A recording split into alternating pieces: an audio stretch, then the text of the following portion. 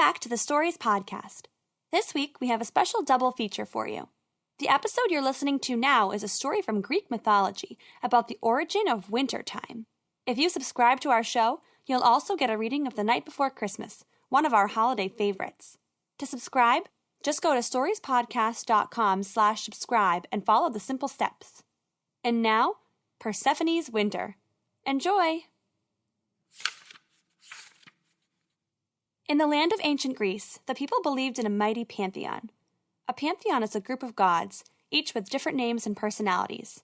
There was Poseidon, the earth shaker and the god of the sea. There was Aphrodite, the perfectly beautiful goddess of love who was born from jealousy and sea foam. There was Ares, the god of war, terrible to behold with his spear and his sword and shield.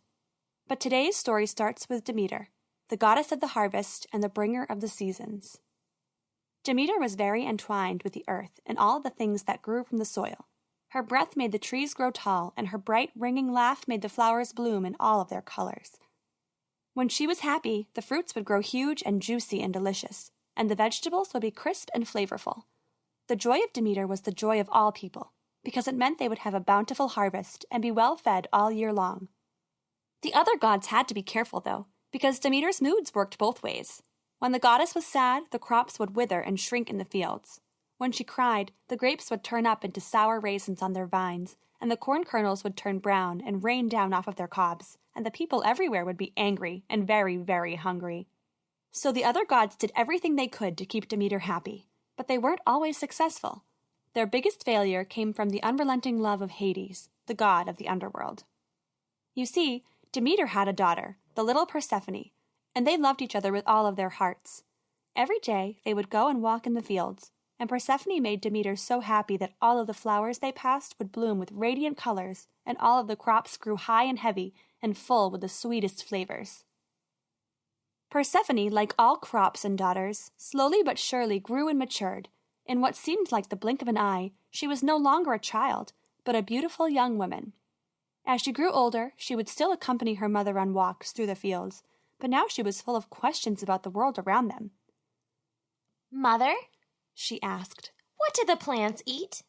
"They don't eat like you or I," Demeter answered. "They take their meals from the sun, and they drink from the rain." "Mother, what flowers are those? They look so pretty and they smell so good." "Those are wild roses," Demeter would answer. Persephone went to pick one and drew back her hand with a gasp. "They're sharp! Why are they sharp?" "They have thorns to keep them safe. The roses are so beautiful and fragrant that all of the animals want to come eat them up. By growing thorns, they're able to protect themselves and grow in peace." "Oh. Mother, what?" And so on and so on. They were very happy, and as a result of Demeter's happiness, the people of the land had many years of bountiful harvests, where all of their cupboards and stomachs were very full. It was a summer that seemed like it would never end. But of course, no summer can go on forever. One day, Hades, the god of the underworld and lord of the dead, was feeling lonely. He lived in the underworld with all of the souls that had died, but occasionally he craved life and beauty. His only companion was Cerberus, an extremely loyal dog. Cerberus wasn't like most dogs, though, because instead of one head, he had 3. When Cerberus barked, it came out of all 3 mouths at once and sounded like a trio of hungry hounds. Yes, Cerberus," said Hades, sitting on his great black throne. "I know. I'm lonely as well." "A queen? It makes sense. After all, I am the king of the underworld." "Oh, very well. Go fetch your leash." "A joke, Cerberus. Let's go find me a bride." So Hades took Cerberus, and together they left the underworld in Hades' magic chariot that was pulled by 4 flying horses. They flew over the cities, searching among all the women in the land, but they found none that Hades desired. Finally, after they had given up hope, they landed in a picturesque field in the countryside. The flowers were extraordinarily lovely, and the grapes were sweet as sugar and nearly as large as Cerberus's big fluffy paws. Hades and his dog both ate grapes, Cerberus eating 3 at a time, 1 in each mouth, until their chins were sticky and their tongues stained purple with juice. They sat back in the field. Hades was already growing tired of the bright sun and the soft grass. He was a creature of the underworld, and he was most comfortable among the hard stone and the dark passages of his home. The land of the living was fun to visit occasionally, but he rarely stayed longer than an hour or two. After that, the sun made his head swim and the grass made his body itch. You ready to head home, boy? He said to Cerberus. All right then, let's go home. He trailed off, because across the field he caught sight of the beautiful young Persephone. She went ambling along, picking long-stemmed roses and weaving them into a rough crown, singing as she went. The stars around the loving moon fade black and vanish very soon, when round and full her silver face swims into sight and lights all space. The clouds about the burning sun shed their rain and burn off done, when bright and warm her golden face rounds the world with all God's grace. Day and night ever at war, like man and beast and waves and shore, but in their union worlds are born, and from the wombs of Titans torn. Hades was so struck by the simple beauty and the captivating voice of the girl that he could only stare, but Cerberus bounded across the field. He flew at Persephone and then leaped, knocking her over and onto her back, roses flying. The three heads came in fast, looking happily at the girl's face. Most people were deathly afraid of the big, great Cerberus, but Persephone only laughed as the three heads fought for position to give her a big, wet dog kiss. Cerberus, down! Cried Hades as he crossed the field. Leave her be. Oh, he's okay. He's just a big love. He doesn't usually like people, said Hades, and it was true. Usually Cerberus was fairly vicious. But still, there he was, grunting happily in this strange woman's lap. So, what did you say his name was? Asked Persephone. He's Cerberus, said Hades, staring. The god of the underworld found himself enchanted by this young woman and her fearless, ringing laugh. Unfortunately for Persephone, the king of the underworld was suddenly sure he'd found his queen. Cerberus, said Persephone, her face twisted in thought. She had heard that name before, but where? Didn't her mother mention something about a dog named Cerberus? Wasn't he the pet of... Oh, no! cried Persephone, suddenly realizing she was speaking with the god of the dead and the king of the underworld. She got up and tried to run, but she found Cerberus suddenly in her path. Three heads split in wide snarls.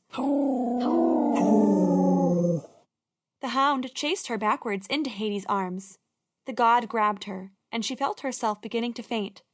As the bright field faded into an inky black, her last thought was that his hands were strangely cold. Persephone woke up in a beautifully furnished room. The walls were painted gold, and the floor was coated with layer upon layer of rich Persian rugs.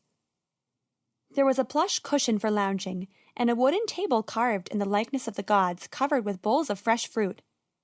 Persephone herself was laying on an ornate four-poster bed under a billowing canopy of fine white silk. It was truly a gorgeous room, but underneath all of the luxury, there was a lingering smell that reminded Persephone of a guttering fire in an old cave. She rolled out of the bed and was surprised to see she was clad in a flowing white dress so long that the lace hems brushed the fine woven rugs. It was beautifully made, but something about it made Persephone's skin crawl. Next to the bed, she found white slippers of the same material and slipped them on. She expected the door to the room to be locked, so she was surprised when it swung open at her touch. On the other side was a long hallway of dark red stone and a terrible howling sound like a strong wind through a dense forest. She shut the door, her heart racing. What was she going to do? Clearly Hades had taken her back to the underworld, but why? And how long had she been asleep? Her mother was expecting her back by dark, but it was impossible to tell time in the underworld. She could only hope that her mother noticed she was missing when she didn't come home for dinner. Dinner? Her stomach rumbled with the thought. Suddenly Persephone felt like she hadn't eaten in ages. She looked at the table, laden with delicious fruits of all kinds, and picked up a ripe pomegranate. Using her teeth, she ripped it open, and the scarlet seeds rained down onto the table.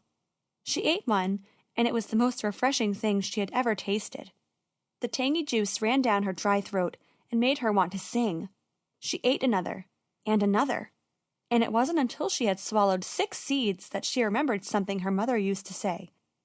Gods and their children are permitted to visit the underworld, but if we ever eat any of the food grown there, we would never again be allowed to leave. Never be allowed to leave? What had she done? Realizing too late her mistake, she sat on the bed, held herself tight, and tried to think of a plan, doing her best to ignore the rumbling coming from her empty stomach.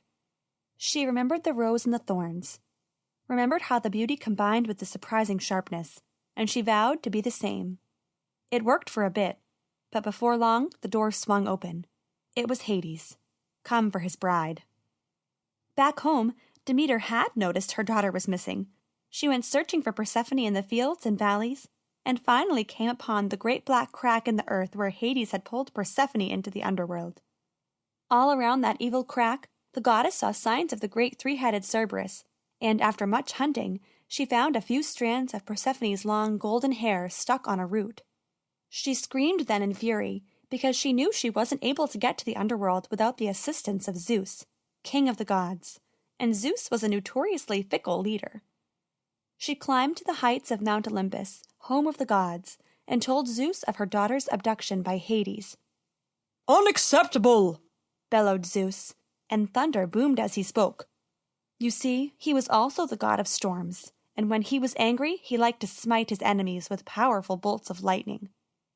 "Does that villain Hades think he is beyond my reach in the underworld?" Zeus roared. "Hermes, come to me!" Hermes was Zeus's son, and the messenger of the gods. He had magical sandals that had wings, allowing him to fly everywhere from the top of Mount Olympus to the depths of the underworld. He was a small, skinny fellow, and he talked as fast as a hummingbird flew. "Yes, sir, here I am, sir," he said. "Go to Hades and retrieve the young Persephone. Don't come back until it's done," Zeus said. "Yes, sir, right away, sir," said Hermes, and he flew down off the mountain. Demeter was thankful, but also a little surprised. Zeus wasn't normally so helpful. What she didn't know was that Zeus had to be helpful. As soon as Demeter realized Persephone was missing, her heart was so broken that all of the crops had withered and died, and all of the grassy fields turned into a barren wasteland. The grief of the harvest goddess was so complete that even the ancient trees on Mount Olympus would no longer bear olives, and Zeus loved olives. So he and Demeter sent his son Hermes to the rescue, none of them knowing that they were 6 pomegranate pips too late. The messenger god plummeted toward the ground from on high and slipped gracefully through the crack in the earth that Hades had opened. He followed the twisting tunnel at high speed, weaving through the rock, feeling the temperature rising with each passing mile. Finally, he threw into a great chamber of red stone. Before him were 2 thrones, artfully assembled from bone and horn, and great sheets of leather like the wings of giant bats. Seated on the thrones were Hades and Persephone. Hermes flew down, prepared to grab the girl and fly her to safety. Cerberus launched himself out of the shadows behind the thrones, knocking Hermes to the ground and holding him down. Long strings of hot drool oozed from the hound's 3 mouths and coated Hermes' face. "Shoo, that's a good doggy now," said Hermes, his voice quaking. "Why, if it isn't Zeus's little errand boy," drawled Hades. "What can we do for you?" Hermes tried to speak, but with Cerberus on his chest, all that came out was a squeaky gasp. "Squeak!" "Cerberus, let the boy breathe," said Hades, and the dog trotted back to lay in front of the thrones, one head keeping its eyes on Hermes. Hermes dusted himself off and tried to look as godlike as he was able.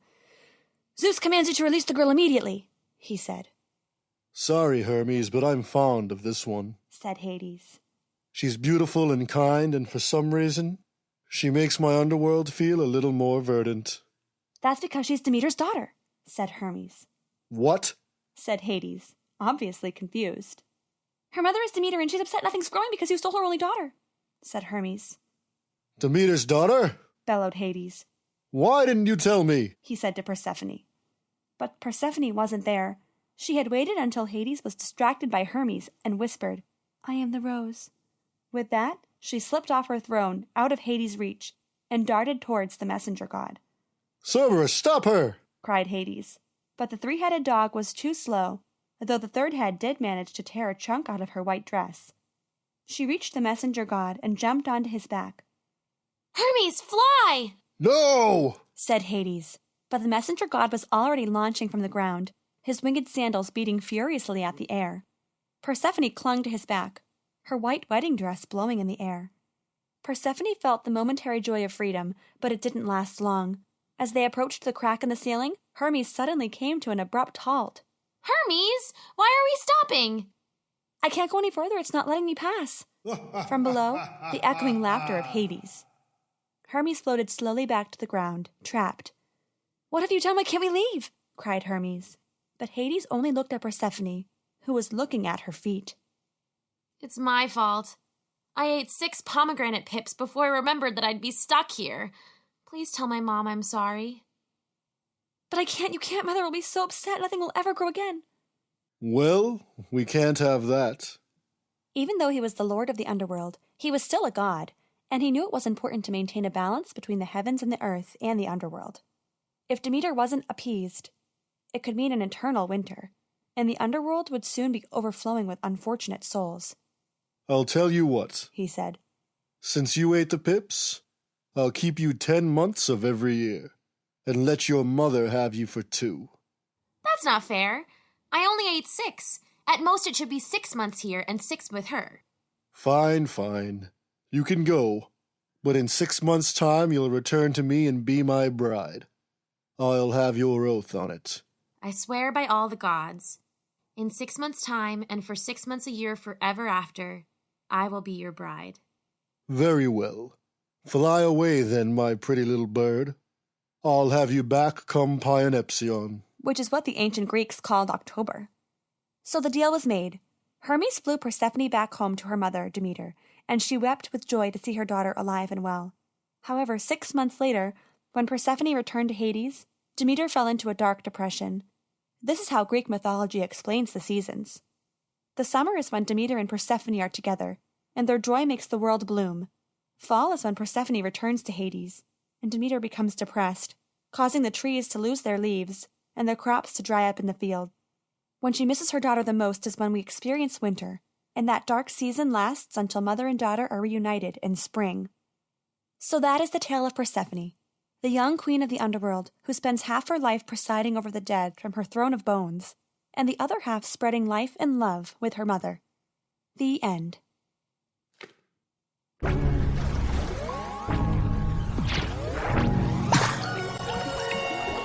Thanks for listening.